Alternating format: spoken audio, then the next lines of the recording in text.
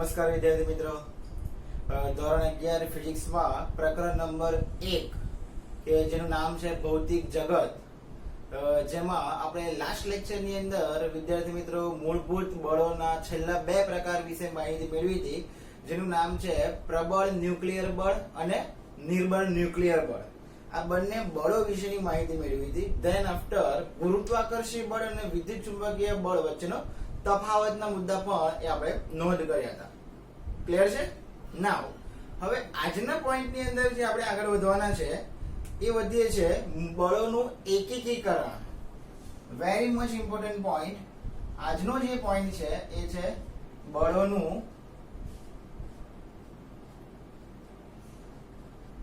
એકીકરણ. ભૌતિક વિજ્ઞાનના વિદ્યાર્થી મિત્રો એ બે ખ્યાલો છે, જેમાંનો એક ખ્યાલ છે જે છે એકીકરણ અને બીજો ખ્યાલ છે જે છે ન્યૂનીકરણ. એટલે બે વિદ્યાર્થી મિત્રો આ બે વસ્તુ છે, આ બે મુદ્દા છે એ ભૌતિક વિજ્ઞાનના બે અલગ વિચાર છે. ન્યૂનીકરણ વિશે આપણે અગાઉ ચર્ચા કરી એ મુજબ કે કોઈ પણ તંત્રના આંતરક્રિયા દરમિયાનના ગુણધર્મો તારવવા હોય, એ તારવવા એક પ્રયત્ન છે. તો આવા અલગ અલગ પ્રયત્નો કરીએ તો એ ન્યૂનીકરણ તરફ આપણને લઈ જાય છે. જ્યારે એકાકીકરણ એટલે શું?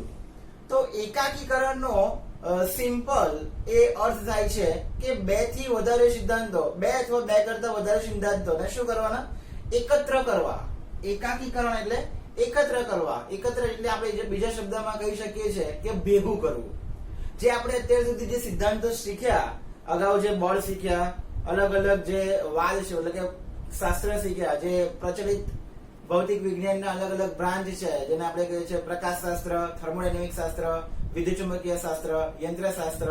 આ બધા જે શાસ્ત્રો છે એમાંથી કોઈ પણ બે કે બે કરતા વધારે શાસ્ત્રો, એના સિદ્ધાંતો ને શું કરવા? ભેગા કરવા અને એમાંથી કોઈ નવો સિદ્ધાંત એ રજૂ કરવો. તો એવી કોઈ ઘટના આવે તો એને આપણે શું કહી શકીએ છીએ? એકાકીકરણનો વિચાર કહી શકીએ છીએ.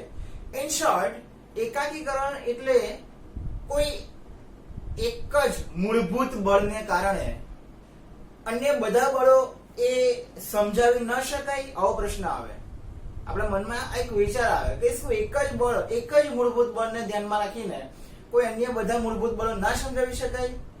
તો આવા જે વિચારો આવે ને એને શું કહેવામાં આવે છે? એકાકીકરણનો એ મુદ્દો તરીકે ઓળખી શકાય. બરાબર? એકાકીકરણ માટે ઘણા બધા વિજ્ઞાનીઓએ એ ઘણા બધા પ્રયત્નો કર્યા પણ છે અને એમાં એ લોકો સક્સેસ ગયા પણ છે. કયા કયા વિજ્ઞાનીઓએ શું પ્રયાસ કર્યો છે એ જોઈએ. ન્યૂટન નામના વિજ્ઞાની, ઓબ્વિયસલી બધાને ખબર છે કે ન્યૂટને ગુરુત્વાકર્ષણની શોધ કરી. પણ આ ગુરુત્વાકર્ષણ એ પૃથ્વી મતલબ કે ભૂમિગત રીતે તો લાગુ પડે જ છે, એઝ વેલ એઝ અવકાશીય ક્ષેત્રમાં પણ એ બંને કેવું છે? લાગુ પડે છે. મતલબ ન્યૂટને ભૂમિગત અને અવકાશીય પ્રભાવ ક્ષેત્રોને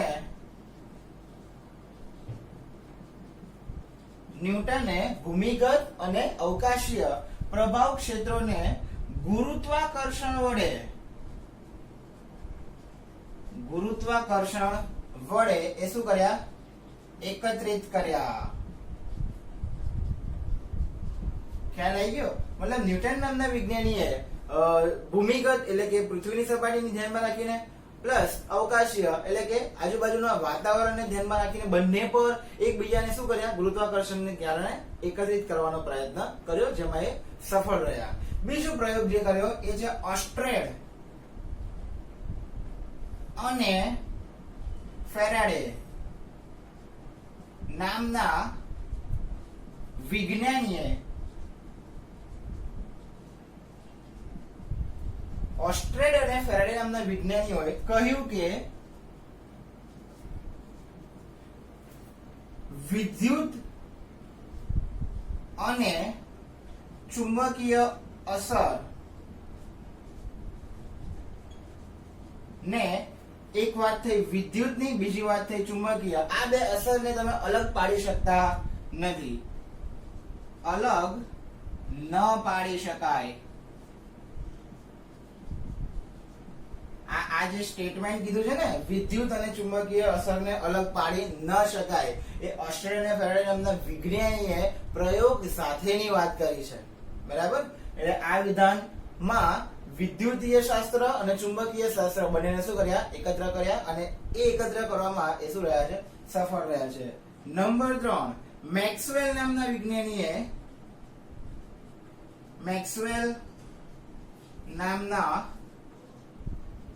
વિજ્ઞાનીએ કહ્યું કે એક વિધાનની શોધ કરી, જે શું છે? પ્રકાશ એ વિદ્યુત ચુંબકીય તરંગ છે. વિદ્યુત ચુંબકીય તરંગ છે. આવું કહ્યું. શું વાત કહી? મેક્સવેલ નામના વિજ્ઞાનીએ પ્રકાશ એ વિદ્યુત ચુંબકીય તરંગ છે, અને જે વાત કેવી નીકળી છે? સાચી નીકળી છે. જેમાં કયા કયા બે શાસ્ત્રોને એકત્રિત કર્યા? તો જેમાં પ્રકાશશાસ્ત્ર, પ્રકાશની વાત થાય છે એટલે પ્રકાશશાસ્ત્ર, અને વિદ્યુત ચુંબકીય તરંગ કહ્યું એટલે વિદ્યુત ચુંબકીય શાસ્ત્ર. વિદ્યુત ચુંબકીય શાસ્ત્ર ને શું કર્યા? એકત્રિત કર્યા. Is it okay? મુદ્દા દરેકે દરેક પોઈન્ટ તમને એક ક્લિયર થવા જોઈએ. ખ્યાલ આવે છે? છેલ્લું, આઇન્સ્ટાઈન નામના વિજ્ઞાનીએ કે જેણે ઉર્જાના સૌથી મોટા ઇક્વેશન E = mc² ની શોધ કરી, એ વિજ્ઞાનીએ બે બળોને, બે સિદ્ધાંતોને એકત્રિત કરવાનો પ્રયત્ન કર્યો. એ બે કયા સિદ્ધાંતો હતા? નંબર 1 ગુરુત્વાકર્ષણ, અને નંબર 2 વિદ્યુત ચુંબકીયને એકત્રિત કરવાનો પ્રયત્ન કર્યો, પણ એ એકત્રિત ના થઈ શક્યા. એટલે કે આઇન્સ્ટાઈને ગુરુત્વાકર્ષણ અને વિદ્યુત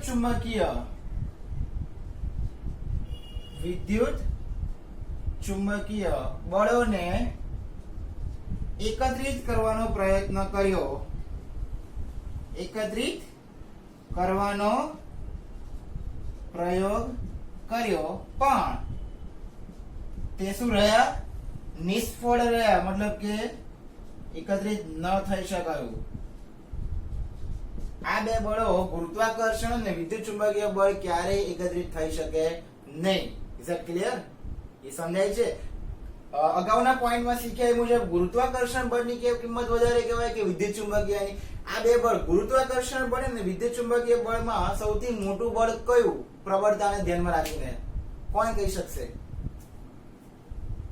ઓબ્વિયસલી કયું બળ થશે? વિદ્યુત ચુંબકીય બળ. કેમ? હું તમને એક્ઝામ્પલ સાથે સમજ પાડું. વિદ્યાર્થી મિત્રો ધ્યાન રાખજો. આ જે છે મારો હાથ છે, આ જે છે પેન છે. હાલમાં હું અહીંયા પેનને હું છોડી દઈશ, એટલે કે મુક્ત કરીશ ને, પેન ક્યાં જવાની? ગુરુત્વાકર્ષણને કારણે ખેંચાઈને નીચે જશે, જમીન પર અથડાશે.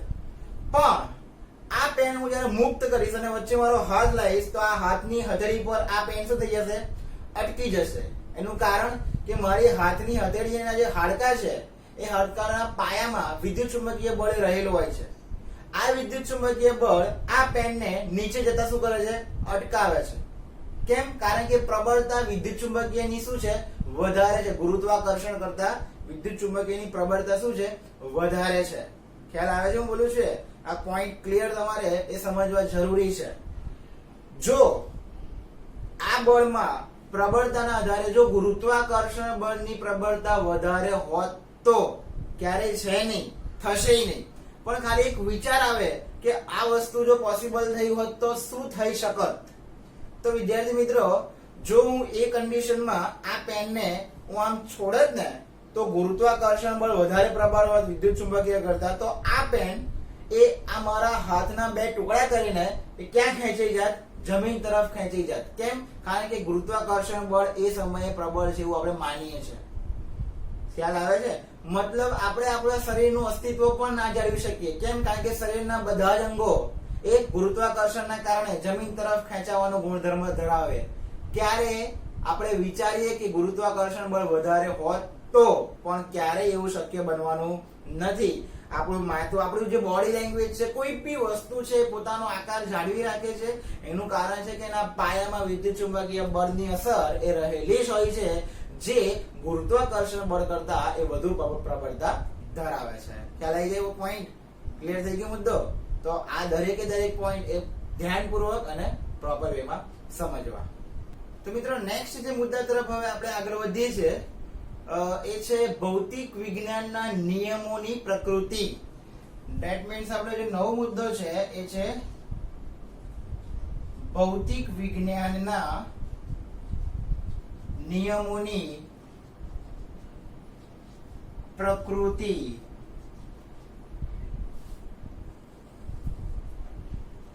એટલે કે ભૌતિક વિજ્ઞાનની અંદર જે નવા નવા નિયમોની એ ચર્ચા આપણે કરતા હોઈએ છીએ એના તરફ આપણે આગળ વધીએ છીએ. એમાંનો ફર્સ્ટ મુદ્દો છે જે છે યાંત્રિક ઉર્જા. યાંત્રિક ઉર્જા સંરક્ષણનો નિયમ.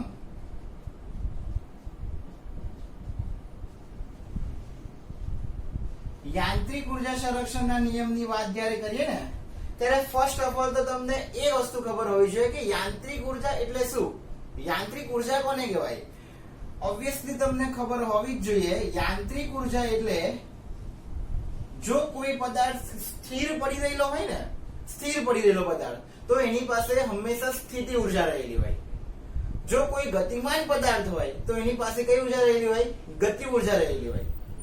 તો આ સ્થિતિ ઉર્જા અને ગતિ ઉર્જા નો આપણે કુલ સરવાળો કરીએ તો આપણને કઈ ઉર્જા મળે? યાંત્રિક ઉર્જા. ઇન શોર્ટ, યાંત્રિક ઉર્જા એટલે સ્થિતિ, કોઈ પણ પદાર્થની સ્થિતિ ઉર્જા અને ગતિ ઉર્જાના સરવાળાને આપણે શું કહીએ છીએ? યાંત્રિક ઉર્જા કહે છે. એટલે કે યાંત્રિક ઉર્જા બરાબર સ્થિતિ ઉર્જા વત્તા ગતિ ઉર્જા. ક્લિયર? હવે એના નિયમ તરફ આગળ વધીએ કે યાંત્રિક ઉર્જાના સંરક્ષણનો નિયમ શું કહે છે. તો નિયમ એવું કહે છે, આ સ્ટેટમેન્ટ બધા ધ્યાનપૂર્વક સમજવા. જો વિદ્યાર્થી મિત્રો કોઈ પણ વ્યાખ્યા હોય, કોઈ પણ નિયમ હોય, એનું એક્સપ્લેનેશન હોય, એ પ્રોપર જ થવું જોઈએ. ટેક્સ્ટ ની અંદર જે આપેલું હોય છે એના અકોર્ડિંગ ટુ જ આવે.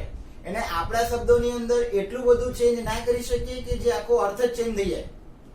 ઘણા વિદ્યાર્થીઓનું એક્સપેક્ટેશન એવું હોય છે કે સર નિયમ જે છે એ ટેક્સ્ટ બુક ને અકોર્ડિંગ ટુ ભણાવે છે, તો નિયમ ઓર એઝ વેલ એઝ એની ડેફિનેશન્સ, વ્યાખ્યાઓ, આ બધી વસ્તુઓ ક્યારેય ચેન્જ ના થાય. એ શાબ્દિક ભાષા એનું એ જ હોવી જોઈએ. તો અને તો નિયમ આપણે નહીં બનાવતા, નિયમ આપણે સ્વીકારીએ છીએ અને નિયમ ઓલરેડી જે બન્યો છે એના શબ્દો ક્યારેય તમે ચેન્જ ના કરી શકો.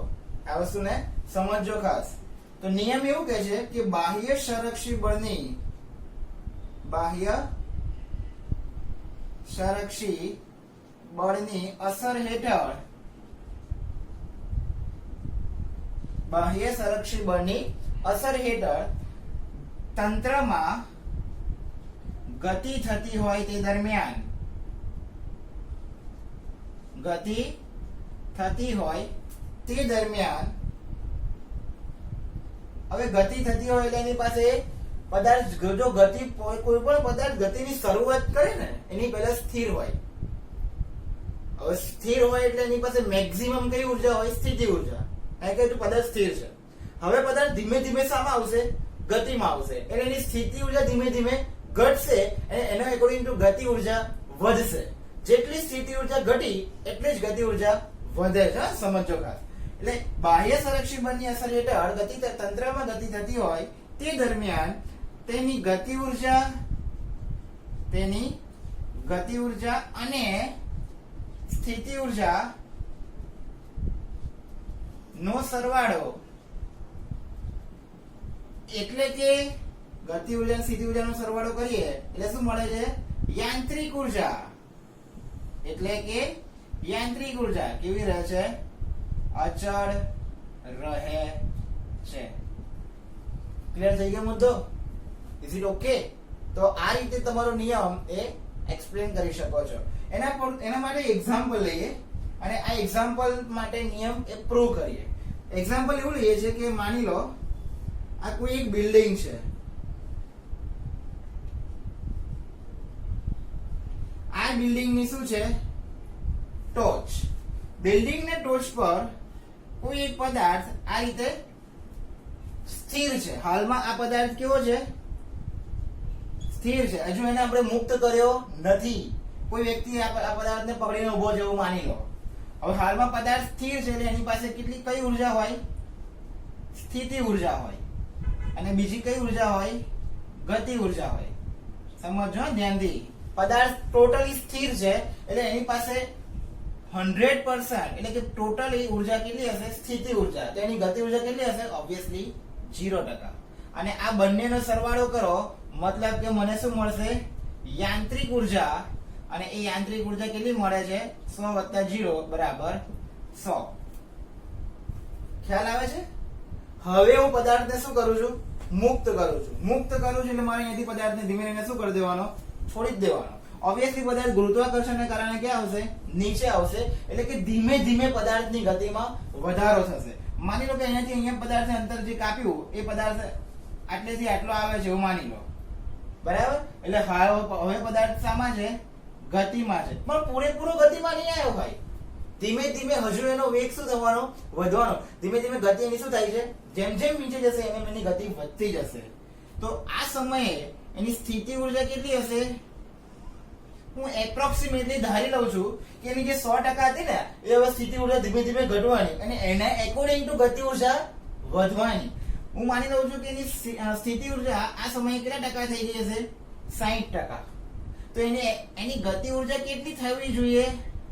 કેટલી થઈ હશે? તો કે 40% માં ગતિ ઉર્જા વધારો થયો હશે. જો શરૂઆતમાં ગતિ ઉર્જા કેટલી હતી? 0. હવે પદાર્થ ગતિમાં આવ્યો એટલે ધીમે ધીમે સ્થિતિ ઉર્જા ઘટી, ગતિ ઉર્જા વધી. પણ આ બંનેનો સરવાળો મતલબ કે યાંત્રિક ઉર્જા એ તો કેટલી રહે છે? 100 જ રહે છે. આ બંનેનો સરવાળો 60 વચ્ચે 40 તો કેટલો થવાનો? 100. પહેલા કેટલી હતી? 100. એનો મતલબ એવો થાય છે કે કોઈ પણ પરિસ્થિતિ હોય ત્યારે પદાર્થની યાંત્રિક ઉર્જા તો કેવી રહે છે? અચળ જ રહે છે. એનું ક્યારેય મૂલ્ય બદલાતું નથી. ખ્યાલ આવી ગયો? હવે માની લો કે આ એની સપાટી છે, નીચેની જમીન.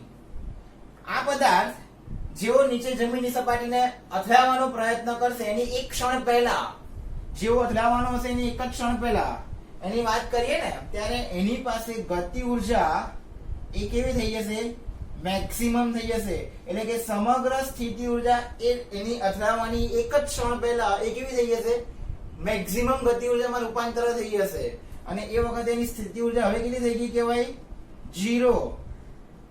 અને આ બંનેનો સરવાળો એટલે કે યાંત્રિક ઉર્જા તો કેટલા ટકા થઈ કહેવાય? 100%. પદાર્થ સ્થિર હતો તો યાંત્રિક 100, વચ્ચે ગતિમાં આવ્યો તોય 100, મેક્સિમમ ગતિ થઈ ગઈ તોય 100% યાંત્રિક ઉર્જા રહી છે. મતલબ યાંત્રિક ઉર્જા ક્યારેય બદલાતી નથી. ક્લિયર થઈ ગયો મુદ્દો? તો આ રીતે યાંત્રિક ઉર્જા સંરક્ષણનો નિયમ એ સમજી શકો છો. નેક્સ્ટ હવે આગળ વધીએ છીએ. જે એક મુદ્દો છે જે છે રાસાયણિક પ્રક્રિયા વિશે માહિતી આપો. કેમિસ્ટ્રીની અંદર તમે વિદ્યાર્થીઓ ભણો છો કે રાસાયણિક પ્રક્રિયા કરીએ છીએ. તો એ રાસાયણિક પ્રક્રિયા વિશેની એ માહિતી આપવાની છે.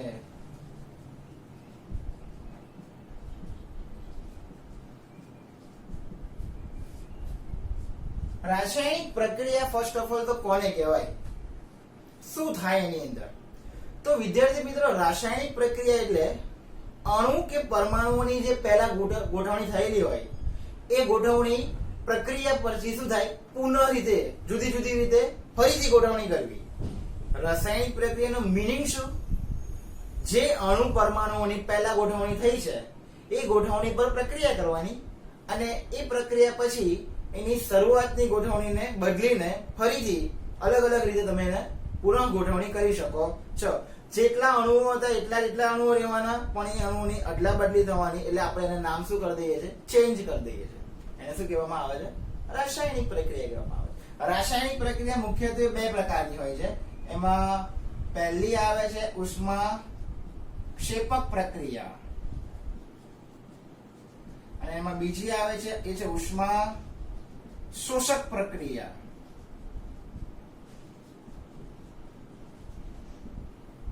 ઉષ્મા ક્ષેપક અને ઉષ્મા શોષક પ્રક્રિયા. ઉષ્મા ક્ષેપક ની અંદર પ્રક્રિયા દરમિયાન ઉર્જા ઉત્સર્જન પામે. પ્રક્રિયા દરમિયાન ઉર્જા શું પામે? ઉત્સર્જન પામે. જ્યારે ઉષ્મા શોષક દરમિયાન પ્રક્રિયા દરમિયાન ઉષ્મા એ શું થાય? શોષાય. એટલે કે વાતાવરણની ઉષ્માનું પદાર્થ એટલે કે પ્રક્રિયા એ શું કરે, શોષણ કરે. એટલે જ્યારે ક્ષેપકની વાત કરતા હોય ને ઉષ્માક્ષેપક દરમિયાન, તો એમાં પ્રક્રિયા દરમિયાન પછી જે નીપજ મળે ને એની પાસે ઉર્જા ઓછી હોય. કેમ? કારણ કે પ્રક્રિયા દરમિયાન વધારાની ઉર્જા એ શું થઈ ગઈ, ઉત્સર્જન થઈ ગઈ, અને જેની જે નીપજ મળે એનામાં પ્રક્રિયા કરતા તો ઉર્જા કેવી હોય, ઓછી જ હોય. ફરીથી બોલું છું, પ્રક્રિયામાં આપણે જે યુઝ કરીએ છીએ એ શું હશે, પ્રક્રિયક. પ્રક્રિયા થઈ અને શું મળશે, નીપજ. ક્ષેપકની વાત કરીએ છીએ. ક્ષેપકમાં ઉર્જા શું પામે, ઉત્સર્જન પામે. એટલે શરૂઆતમાં ઉર્જા કેવી હશે, વધુ ઉર્જા હશે. પ્રક્રિયા દરમિયાન ઉર્જા શું થશે, ઉત્સર્જન પામશે, અને ઉત્સર્જન પામે એટલે વધારાની ઉર્જા ક્યાં જતી રહે, વાતાવરણમાં. અને બાકી જે વધી એ પ્રક્રિયા કરતા તો કેવી હશે, ઓછી જ ઉર્જા. નીપજ પાસે પ્રક્રિયા કરતા જે ઉર્જા ઓછી હોય તો એને ઉષ્માક્ષેપક પ્રક્રિયા કહેવાય. તમારે ખાલી એક જ વસ્તુ, કોઈ પ્રક્રિયા થઈ રહી છે તો એ પ્રક્રિયા ક્ષેપક છે કે શોષક છે એ સમજાવવું હોય તો એની ઉર્જા, એની ઉષ્મા ધ્યાનમાં રાખવાની. જો પ્રક્રિયા કરતા નીપજની ઉષ્મા ઓછી તો ક્ષેપક, ઉર્જા ઘટી રહી. અને નીપજમાં ઉર્જા વધી તો શોષક, મતલબ કે વાતાવરણમાંથી એનો ઉર્જા શું કરી, મેળવી હશે. ખ્યાલ આવી ગયો, ક્લિયર થાય છે? તો એ વસ્તુ ખાસ ધ્યાનમાં રાખવાની. ઉષ્મા શોષકમાં એની ઉર્જા પહેલા કેવી હશે, ઓછી હશે, અને ત્યારબાદ એની ઉર્જા શું થશે, વધે છે. કેમ? કારણ કે ઉર્જાનું શું થયું, શોષણ થયું છે તેમ કહી શકાય. ખ્યાલ આવી ગયો? Now one of the most important point, રાસાયણિક પ્રક્રિયા દરમિયાન કોઈ પણ અણુ પરમાણુનો નાશ નહીં થતો. ધ્યાન રાખજો, અણુ પરમાણુ નાશ નથી પામતા, પણ એની ખાલી શું થાય છે, પુનઃ ગોઠવણી થાય છે. એટલે કે આ પ્રક્રિયામાં પરમાણુ નાશ પામતા નથી, ફક્ત તેની પુનઃ ગોઠવણી થાય છે. પુનઃ ગોઠવણી થાય છે. ખ્યાલ આવી ગયો? એટલે એવું ના વિચારે કે પરમાણુઓ એ નાશ પામે છે. It is not possible. Clear છે? તો આ પોઈન્ટ પણ એ તમારે રાસાયણિક પ્રક્રિયા માટે ધ્યાનમાં રાખવાના. હવે નેક્સ્ટ એક ઇમ્પોર્ટન્ટ પોઈન્ટ તરફ આગળ વધીએ છે, જે છે આઇન્સ્ટાઈનનું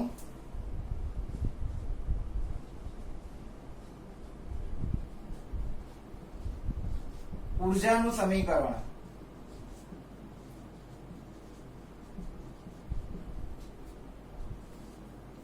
આઇન્સ્ટાઈનનું ઉર્જાનું સમીકરણ એ લખો. ઓબ્વિયસલી દરેક વિદ્યાર્થીને ખબર જ છે કે આઇન્સ્ટાઈન નામના વિજ્ઞાનીએ દળ અને પ્રકાશના વેગ ને ધ્યાનમાં રાખીને ઉર્જાનું એક સમીકરણ આપ્યું છે. જે શું છે? તો કે E બરાબર mc². E બરાબર mc², જ્યાં m બરાબર શું છે, પદાર્થનું દળ, અને c જે છે શું છે, શૂન્યાવકાશમાં.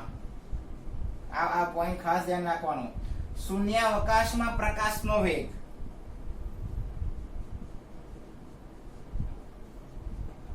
ખ્યાલ આવી ગયો? E બરાબર mc² ઉર્જાનું સૌથી ઇમ્પોર્ટન્ટ ઇક્વેશન. ઓકે, આ પ્રક્રિયા દરમિયાન શું જોવા મળે છે? તો કે આ પ્રક્રિયા દરમિયાન એટલે કે આ વખતે દળ જે છે, પદાર્થનું દળ એ શામાં રૂપાંતરિત પામે છે? ઉર્જામાં રૂપાંતરિત પામે છે. એટલે કે પદાર્થનું દળ એ શામાં રૂપાંતરિત પામે છે? ઉર્જામાં રૂપાંતરિત થાય છે. અથવા તો કોઈ વખતે ઉર્જા છે એ શામાં રૂપાંતરિત પામે? દળમાં પણ રૂપાંતરિત પામે. એટલે કે ઉલટું પણ શક્ય છે, ઉલટું પણ થાય છે. હાલમાં આપણે એવું લખ્યું કે દળ જે છે એ ઉર્જામાં રૂપાંતરિત પામે છે. ઇટ્સ અ ફેક્ટ, એ સાચી વાત છે, પણ એનાથી ઊંધી વસ્તુ પણ એ શક્ય છે. બરાબર? પરમાણુ વિસ્ફોટની અંદર, પરમાણુ ન્યુક્લિયર જનરેટરની અંદર, એ બધી વસ્તુઓ એમાં આ ઉર્જાનું સમીકરણ ને અકોર્ડિંગ ટુ કામ થાય છે. એટલે કે શું લખી શકાય? પરમાણુ જનરેટરો, પરમાણુ વિસ્ફોટોમાં આ જે E બરાબર mc સ્ક્વેર નું સમીકરણ છે એને ધ્યાનમાં રાખીને આપણે આપણું કામ કરતા હોઈએ છીએ. ક્લિયર? તો આ બધા પોઈન્ટ એ ખાસ ધ્યાનમાં રાખીને સમજી લેવાના. વિદ્યાર્થી મિત્રો, હવે જોઈએ આ પ્રકરણનો એ લાસ્ટ પોઈન્ટ જે છે સંરક્ષણના નિયમો. તો ભૌતિક વિજ્ઞાનમાં કયા કયા સંરક્ષણના નિયમો ફર્સ્ટ ઓફ ઓલ આવે છે એ તમને ખબર હોવી જોઈએ. લાસ્ટ પોઈન્ટ તરફ જઈએ છે જે છે સંરક્ષણના નિયમો. તો ભૌતિક વિજ્ઞાનની દ્રષ્ટિએ સંરક્ષણના કુલ 4 નિયમો છે. એમાંનો ફર્સ્ટ નિયમ જે છે એ છે ઊર્જા સંરક્ષણનો નિયમ. ઊર્જા સંરક્ષણનો નિયમ. ક્લિયર? બીજું જે છે એ છે વિદ્યુત ભાર સંરક્ષણનો નિયમ. વિદ્યુત ભાર સંરક્ષણનો નિયમ. ત્રીજો છે એ છે રેખીય વેગમાન સંરક્ષણનો નિયમ. રેખીય વેગમાન સંરક્ષણનો નિયમ. અને ચોથો જે છે એ છે કોણીય વેગમાન સંરક્ષણનો નિયમ.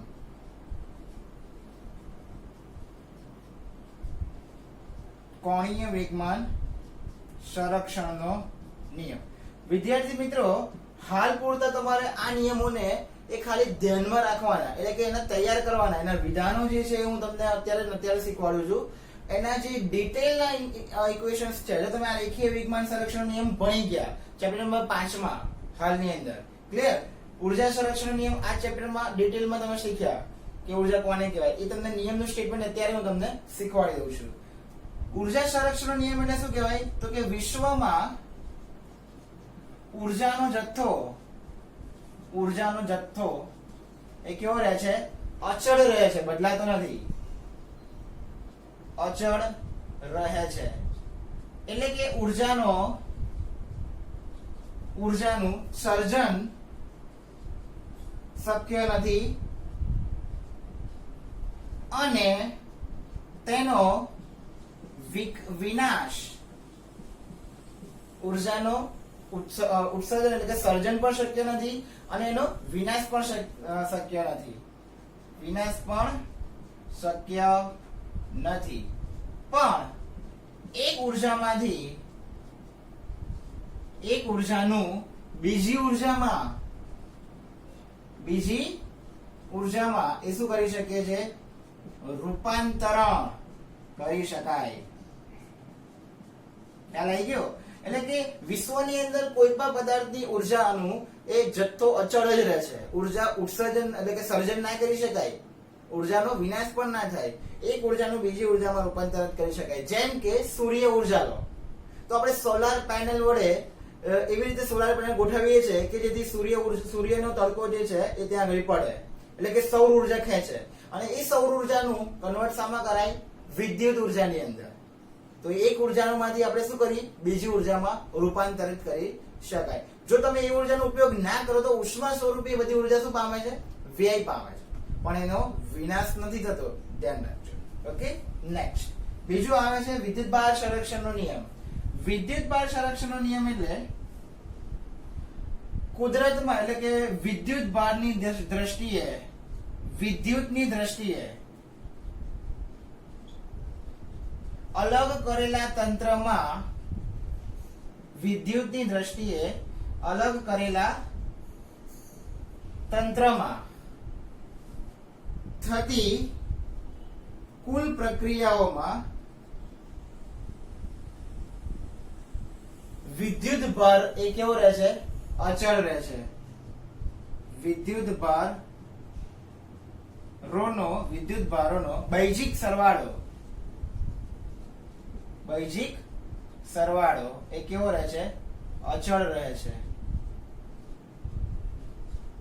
મતલબ કે વિદ્યુતની દ્રષ્ટિએ અલગ કરેલા તંત્રમાં થતી પ્રક્રિયાઓ દરમિયાન દરેક વિદ્યુત ભારોનો બૈજિક સરવાળો એ કેવો રહે છે? અચળ રહે છે. આ બધા મુદ્દા તમને 12th માં, આ મુદ્દો 12th માંથી પણ ઇમ્પોર્ટન્ટ છે. 12મા ધોરણમાં તમે ડિટેલમાં શીખશો. રેખીય વેગમાન સંરક્ષણનો નિયમ. તંત્રમાં થતી પ્રક્રિયામાં બાહ્ય પરિણામી બળ શૂન્ય હોય,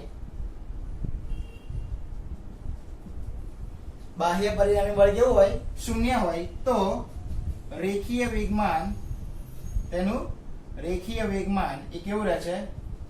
અચળ રહે છે. તંત્રમાં કોઈ પણ પદાર્થ પર બાહ્ય પરિણામી બળની અસર શૂન્ય હોય ને તો એ દરમિયાન પદાર્થનું રેખીય વેગમાન એ કેવું રહે છે? અચળ રહે છે, બદલાતું નથી. અને કોણીય વેગમાન માટે અહીંયા પરિણામી બળ ની જગ્યાએ પરિણામી ટોર્ક આવે. કોઈ કોણીય એટલે પદાર્થ કેવો ફરતો હશે? રોટેશનલ, ગોળ ફરતો હશે. રેખીય મતલબ કે સીધી ગતિમાં હશે. જ્યારે કોણીય એટલે એક બિંદુને ધ્યાનમાં રાખીને એ શું કરતો હશે? રોટેશનલ મોશન ની અંદર હશે. ત્યારે એની અંદર શબ્દમાં અંદર ખાલી ફરક શું આવે? તંત્રમાં પરિણામી બાહ્ય બળની જગ્યાએ શું આવશે? ટોર્ક. બાહ્ય ટોર્ક શૂન્ય હોય તો કોણીય વેગમાન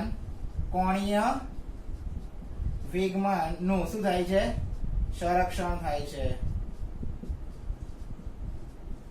ક્લિયર થઈ ગયો મુદ્દો? તો આ રીતે સંરક્ષણના 4 નિયમો એ તમારે ખાસ ધ્યાનમાં રાખવાના. અહીંયા ચેપ્ટર નંબર 1 ની માહિતી અહીંયા શું થાય છે? પૂરી થાય છે. દરેક વિદ્યાર્થીએ પૂરેપૂરી ડિટેલની અંદર આ મુદ્દાને સમજી લેવાના અને એક ગુણના દરેક પ્રશ્નો એ તમારે ધ્યાનપૂર્વક જોઈ લેવાના. ઓકે, બાકી નેક્સ્ટ વીક ની અંદર એ આપણે રિવિઝન તરફ આગળ વધવાના છીએ. Okay, thank you.